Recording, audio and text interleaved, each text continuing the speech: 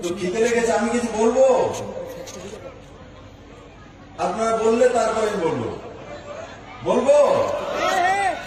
অনেকে হাত তোলো না, বলার পর না স্যার বলবো। ঠিক আছে, শুনুন, আমি জানি সামনে সামনে বসে থেকে শোনা সবচেয়ে কঠিন কাজ, আর এখানে বসে বসে ভাষণ দেওয়া সবচেয়ে সোজা কাজ। তো যারা আমার সামনে কার্যকর্তারা বসে আছে, বড় মাত্রায় মহিলারা, তাদের জন্য সবচেয়ে কঠিন যে 3টে থেকে এখন 5:45, মানে 3, 4, 5, 6, 3 ঘন্টা হয়ে গেছে।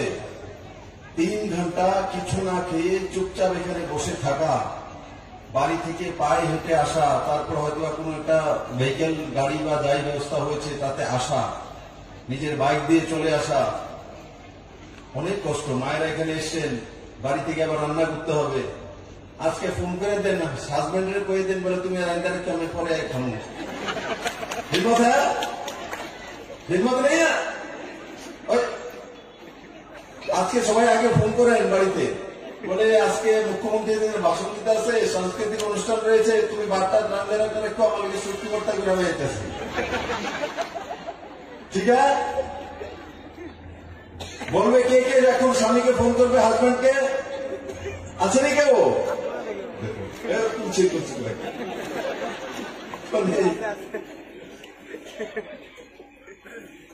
আজকের যে কার্যক্রম, ভারতীয় জনতা পার্টির 42তম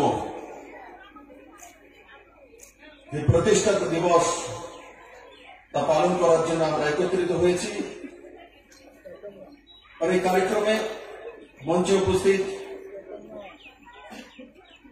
সূর্যমণি নগরের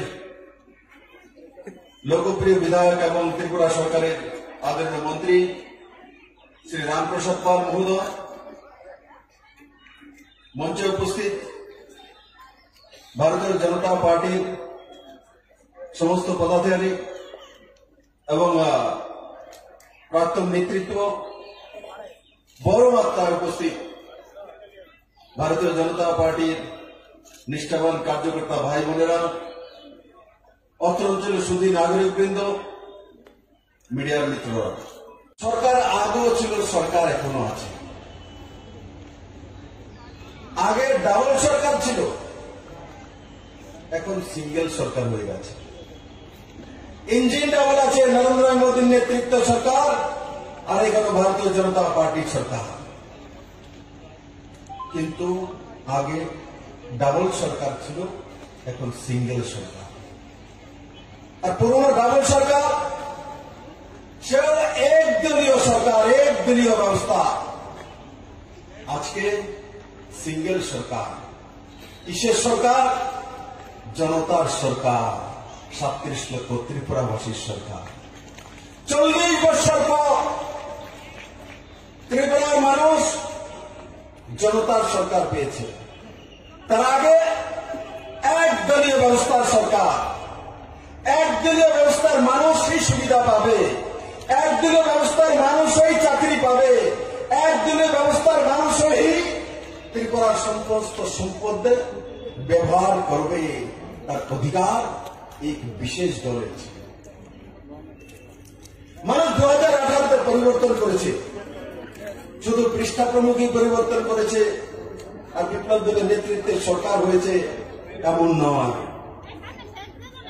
আম আদমি ভারতীয় জনতা পার্টিকে ভোট দিয়েছে, আর সমস্ত বিধায়ক যারা হয়ে এসছেন রেকর্ড ভোটে জিতে ভারতীয় জনতা পার্টির সরকার ত্রিপুরাতে 2018-তে 9 মার্চ শপথ নিয়েছে। বন্ধুরা, আগেও সরকার ছিল, এখনো সরকার আছে, তার মধ্যে তফাৎ কি? তার মধ্যে তফাৎ কি?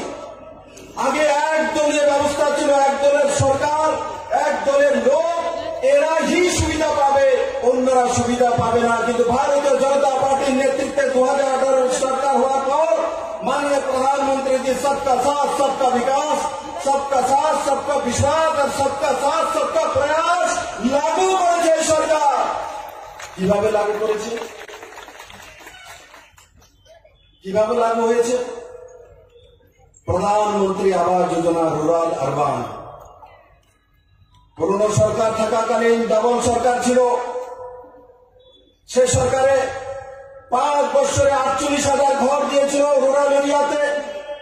আর এই সরকার 4 বছর হলো 2,35,000 ঘর রুরাল এরিয়াতে, গ্রামীণ এরিয়াতে 2,35,000 ঘর স্যাংশন করে এনেছে।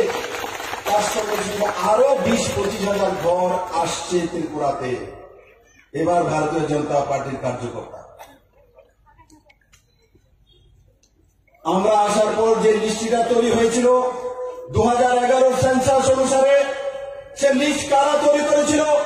ভারতীয় জনতা পার্টি তৈরি করেছে, এই সরকার তৈরি করেছিল, এই বিধায়করা তৈরি করেছিল। পূর্ববর্তী সরকারের বিধায়করা তার সরকার একদলীয় ব্যবস্থা তৈরি করেছিল, কিন্তু ভারতীয় জনতা পার্টির সরকার আসার পর এই লিস্টটাকে এবং এই ভোট আমাদের বুথের যে প্রেসিডেন্ট রয়েছে, বিধায়ক, সমস্ত কার্যকর্তারা সবকা সাথ সবকা বিকাশকে মেনে নিজেরা না নিয়ে যারা প্রথম 2011 সেন্সাস অনুসারে পুরনো সরকার নাম দেয় করেছিল দলবাজি করে, সবাইকে প্রথমে সরকার ঘর দিয়েছে। প্রথমে তাদেরকে আমরা ঘর দিয়েছি যারা বিজেপিকে ভোট দেয়নি। বন্ধুরা, তার মধ্যে তফাৎ ভারতীয় জনতা পার্টি আর পুরনো সরকারের মধ্যে।